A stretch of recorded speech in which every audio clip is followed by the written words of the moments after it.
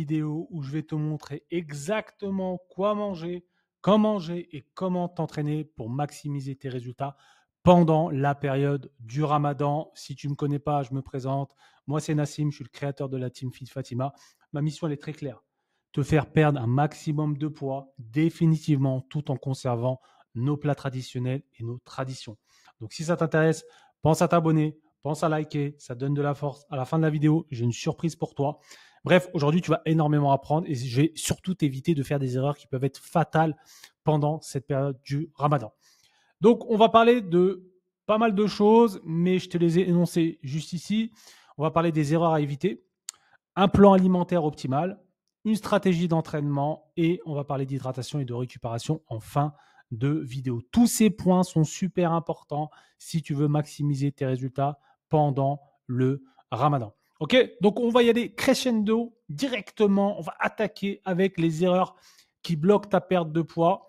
Donc, la première erreur que je vois tellement, oh là là, trop de sucre. Le sucre, wallah al-azim, il va vous tuer. Il va vous tuer, le sucre. On fait le jeûne, on fait le Ramadan. Le jeûne, ça a plein de bienfaits, d'accord? Et nous, on arrive à l'heure de couper. On est là, on a jeûné toute la journée, et le sucre sans pitié. Je vois des trucs qui n'ont aucun sens sur des tables pour les personnes qui font le Ramadan. Je vois des tables, ça fait flipper. Et je vois des donuts, et je vois du msemen, et je vois trop de choses. Le problème, quand on a faim, eh ben, on a tendance à faire trop à bouffer. Et il faut dire la vérité, il y a beaucoup de choses qui ne sont pas mangées, et ça va à contre-courant de ce qu'on veut pendant le Ramadan. Et vous le savez très bien. Donc, le sucre, je sais, on a envie de manger des trucs sucrés, on a des envies forcément, mais le problème, c'est que tu vas avoir des gros pics d'insuline, ça veut dire que tu n'as pas jeûne, tu as jeûne toute la journée, pic d'insuline et des stockage de gras, donc c'est absolument pas bon. Donc, encore une fois, étaye avec du sucre, ça va, mais si tu commences à me faire des mélanges, t'étonne pas pourquoi tu prends du poids pendant le Ramadan. D'accord? Les aliments trop transformés, on met ça de côté. Ok, donc trop de sucre. Encore une fois, moi, ce que je dis, il faut avoir une balance dans la vie. Il ne faut pas être non plus sans pitié. Si tu en as envie, mais tranquille. Commence pas à faire des mélanges. 30 jours, c'est long. Ça peut être court et très long en même temps. Donc, à toi de voir. Ça, c'est une des erreurs fatales. La deuxième erreur que je vois trop souvent, c'est trop manger.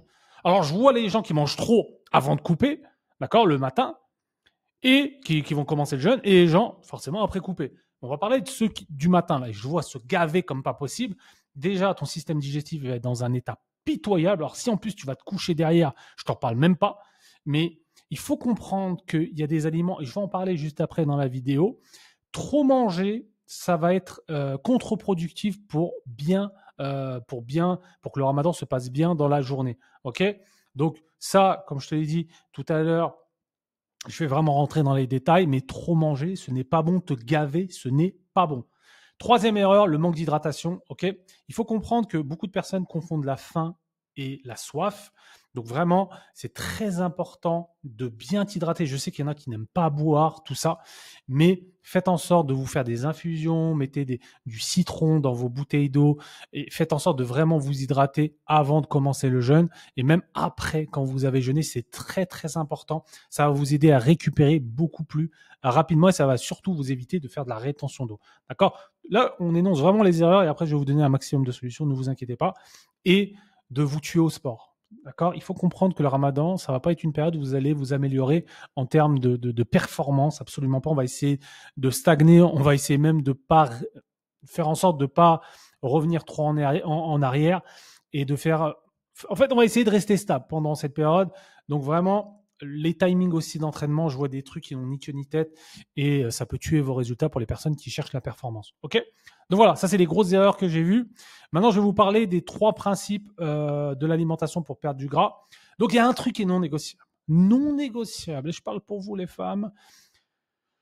Il faut préserver votre masse musculaire pendant le Ramadan. Donc, à chaque fois que vous mangez quelque chose, que ce soit avant couper, après avoir coupé, la protéine, préserver la masse musculaire va vous aider de bien traverser cette période du ramadan, mais que ça soit pendant le ramadan ou pas pendant le ramadan, vous devez manger de la protéine. C'est ce qui va faire en sorte d'avoir un métabolisme puissant, c'est ce qui va vous aider à perdre un maximum de gras. Donc si vous voulez pas de cellulite, si vous voulez pas avoir de culotte de cheval, si vous voulez avoir le ventre plat, il faut manger de la protéine. Des œufs, de la viande, du yaourt grec, du skyr, du fromage blanc, tout ça c'est très bon pour ta santé. La deuxième des choses, manger des bonnes graisses, ça va t'aider à rester rassasié. Il y en a beaucoup qui ont peur, la graisse, le beurre c'est très bon, l'huile d'olive c'est très bon, l'huile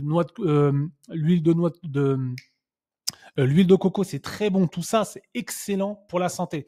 Donc les amandes, avocats, tu peux y aller, surtout pendant cette période du ramadan, avec une chalada, tu te mets un peu d'huile d'olive, de l'avocat, et ça va t'aider déjà d'une à être rassasié. Et en plus de ça, c'est une très bonne source de gras. Et il y a tellement de bienfaits, mais ça, il faudra en faire une vidéo entière, tellement c'est blindé de bonnes choses pour le cerveau. Bref, il faut manger du gras. Il y a du mauvais gras, il y a du bon gras.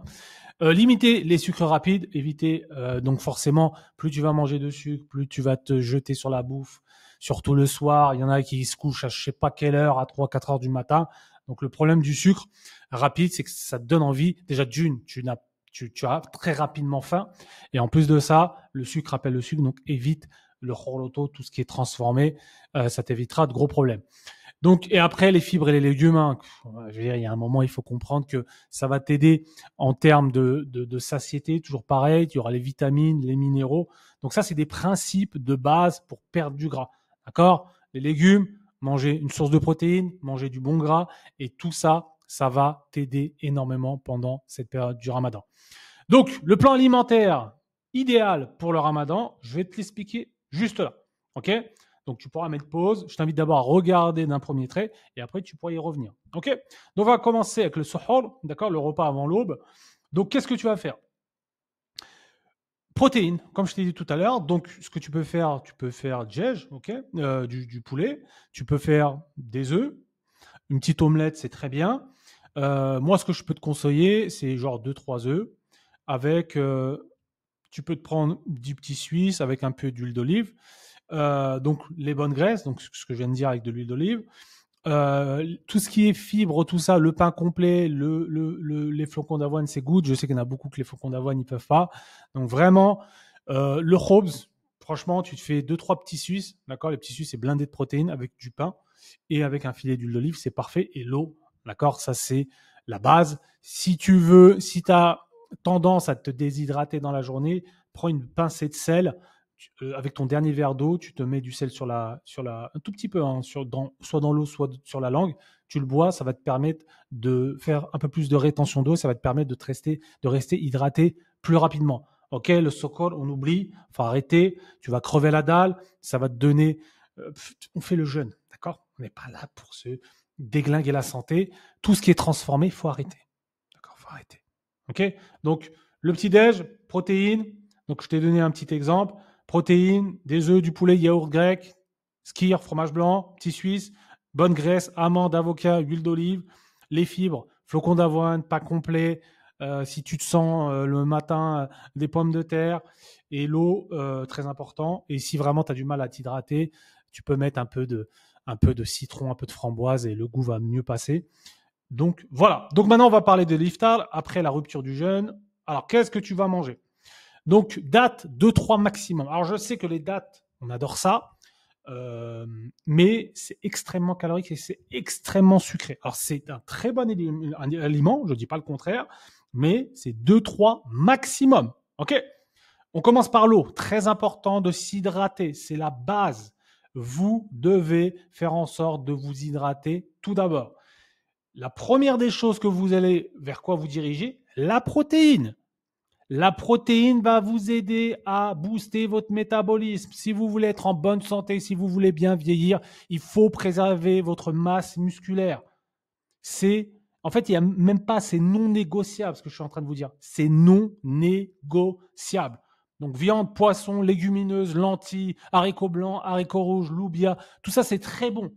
Protéines, vous commencez de manger avec la protéine. D'accord? Après, forcément, vous pouvez vous faire une bonne salade avec de l'huile d'olive, des noix, tout ça, ça va être très bon pour votre système digestif parce que vous n'avez pas à manger et c'est important. Évitez les assiettes comme ça de rose, ok? On ne met pas 300 grammes de riz, ça va vous tuer, ok? Donc, ce que je vous ai dit, faites-le vraiment dans l'ordre. Les légumes, ok? Grosse erreur à éviter, pas de friture. Pas de friture. Vous voulez faire des briques? Les briques, c'est très bon, hein. Les briques, vous mettez du thon, des pommes de terre, même un peu de kiri, même un peu de mozza, même un peu d'emmental, mais vous le mettez au air fryer. Le mettez pas dans une bassine d'huile d'olive comme ça et la brique, elle est en train de faire du crawl. Non, non, c'est pas possible. Ce n'est pas possible. Vous êtes en train de vous détoxifier avec le jeûne, d'accord? Vous faites en sorte d'avoir un rapport avec le créateur. Faites en sorte de vous rapprocher d'une alimentation le moins transformée possible. C'est quoi l'alimentation qui a été créée? Ok? C'est par qui ça a été créé? Si ça n'a pas été sorti de la planète Terre, ok? Arrêtez avec ces trucs transformés. Ce n'est pas bon. Revenez au naturel. Et c'est pas parce que vous revenez au naturel que vous pouvez pas manger des super plats. Le tagine, c'est quoi? Des pommes de terre, de la viande, des légumes. Le couscous, c'est quoi? De la semoule, de la viande, des légumes. Et c'est des plats de chez nous. Donc oui, vous pouvez vous faire plaisir avec du msemen de temps en temps, pas tous les jours. Ok? Donc air fryer. Vous voulez faire des pommes de terre, des frites, air fryer. Vraiment, le air fryer, c'est très simple. Vous mettez un filet d'huile d'olive et khalas. Donc les sodas à éviter, ok? Si vraiment vous adorez le coca, vous avez les boissons zéro, je sais, un truc, je sais, tout ça, je sais que c'est transformé. Mais encore une fois, si tu es drogué, je préfère que tu bois du zéro. Et voilà, il y a plein d'études qui ont été faites. Il faut boire des tonnes et des tonnes de café, des tonnes et des tonnes de boissons zéro pour avoir des soucis. Mais voilà, si tu en bois une ou deux maximum, tu n'auras pas de problème. Ok? Donc la collation, après, si tu as une faim tardive, protéines, franchement, fromage blanc, skyr. Si voilà le fromage blanc pour toi, il y a certaines marques où il y a citron cheesecake. La marque, elle s'appelle IC, je crois. Citron cheesecake, fraises, noix de coco, et c'est super bon. Si vraiment, voilà, tu n'as que du fromage blanc, tu peux mettre de la stevia pour avoir un petit peu de sucré. Tu peux mettre du miel, tu peux mettre des framboises aussi sur le fromage blanc, et tout ça, c'est très, très bon. Et voilà, si tu as envie, tu as encore faim, les bananes, les framboises, les fraises, tout ça, tu peux les manger entiers. Si tu as envie d'un peu de pain, c'est OK aussi. Tu peux te faire du pain avec un peu de confiture, c'est pas grave, ok? Donc voilà, je t'ai donné un petit peu le plan et on va maintenant parler des personnes qui s'entraînent pendant le Ramadan parce que je reçois beaucoup de questions par rapport à ça et je vous invite à poser des questions sous cette vidéo YouTube si vous en avez. Donc le meilleur créneau, il n'y a pas cherché à discuter pour moi, c'est après, juste avant de couper, d'accord? Donc vous faites votre sport, 1 heure. Faites en sorte de ne pas faire trop de cardio parce que mine de rien, vous n'avez rien dans le ventre et vous manquez cruellement d'hydratation. Donc avant de couper, vous le faites 1 heure avant, comme ça, vous faites votre entraînement, vous allez prendre votre douche et vous pourrez manger. Donc c'est vraiment le meilleur moment. Il n'y a pas de débat là-dessus, c'est juste avant de couper. Pour les personnes qui ont certaines performances à aller chercher, l'entraînement est beaucoup plus contraignant, vous pouvez le faire après avoir mangé. Mais sincèrement, je vais vous dire un truc. Voilà, vous êtes là, Ramadan, il y a la famille, je vais aller m'entraîner. Voilà, c'est pour ça que c'est le moins pire. Vous avez le système digestif qui est en train de travailler. Pour les personnes qui savent qu'ils vont s'entraîner juste après, vraiment, quand vous coupez, vous prenez un smoothie, un truc liquide. Comme ça, vous allez plus vite le digérer, d'accord? Parce que si vous mangez beaucoup, il va falloir que vous digérez. Après, vous allez à la salle. Enfin, je ne sais pas ce que vous faites, mais ça va être beaucoup plus contraignant. Donc vraiment, si vous entraînez, prenez une collation liquide et ça passera mieux. Et le matin, après avoir coupé, c'est vraiment si vraiment vous êtes motivé, écoutez, faites-le. Hein. Faites en sorte de bien vous hydrater. Mais après, vous allez être en galère toute la journée. Il faut dire la vérité. Vous ne pourrez pas boire, vous ne pourrez pas manger. Mais bon, voilà. Moi, je vous ai donné vraiment la meilleure des choses et pour moi, le meilleur timing. OK? Donc, si vous faites de la muscu 3-4 fois, cardio léger, comme je vous ai dit, évitez le HIIT. Ça va vous tuer. Et déjà que vous n'allez pas beaucoup manger, évitez de vous tuer parce que le cardio, ça ouvre l'appétit et ça va être contre-productif. OK? Donc, voilà. Donc, très important, boire au moins 2 litres d'eau quand vous avez coupé. Faites en sorte de vous hydrater vraiment au moment où vous pouvez manger. Les électrolytes, ça c'est bien, ça va vous aider à rester hydraté. Donc voilà, vous pouvez vous faire des bouillons, tout ça, ça peut vous aider. L'eau de coco aussi, c'est très bon pour l'hydratation. Le sommeil, très important. Éviter la caféine tardive. Voilà, les gens, je sais qu'il y en a qui adorent le café. Si un moment à prendre le café, c'est le matin, le soir, avant de vous coucher, c'est pas top. Et la récupération et le sommeil, c'est ça qui va vraiment vous aider. Évitez de tarder. Voilà, pour les personnes qui vont à la mosquée, quand vous rentrez, après directement, allez vous coucher, ne tardez pas, parce que tout ça, ça peut jouer contre vous. Et c'est très important le sommeil quand on veut perdre du poids et perdre du gras. Donc, voilà. Donc, si tu veux perdre du gras pendant le ramadan, applique ces conseils. Mange en déficit et optimise tes protéines. Entraîne-toi intelligemment et hydrate-toi bien. J'ai du mal en cette fin de vidéo. Dis-moi en commentaire ce que tu en as pensé, ok? Et si aujourd'hui tu veux que je t'aide encore plus, j'ai créé un e-book ultra complet de 4 semaines de menus prêts à emploi. Tu n'as pas à te prendre la tête, le lien est en description. Je t'ai fait des recettes simples et gourmandes et tu n'auras pas à te prendre la tête, tu auras juste à suivre le plan pour les personnes qui ont besoin d'un cadre. Voilà, je t'ai fait le e-book. Tu cliques sur le lien, bref, il y a toutes les explications dessus. Donc si tu veux l'obtenir, tu cliques sur le lien. Écoutez, pensez à vous abonner, dites-moi en commentaire ce que vous en pensez. Je vous souhaite tous un bon Ramadan et pensez encore une fois à vraiment suivre ces conseils et vous allez voir, tout va bien se passer. Allez, je vous laisse passer une bonne journée, une bonne soirée. On se dit à plus tard. Ciao, ciao.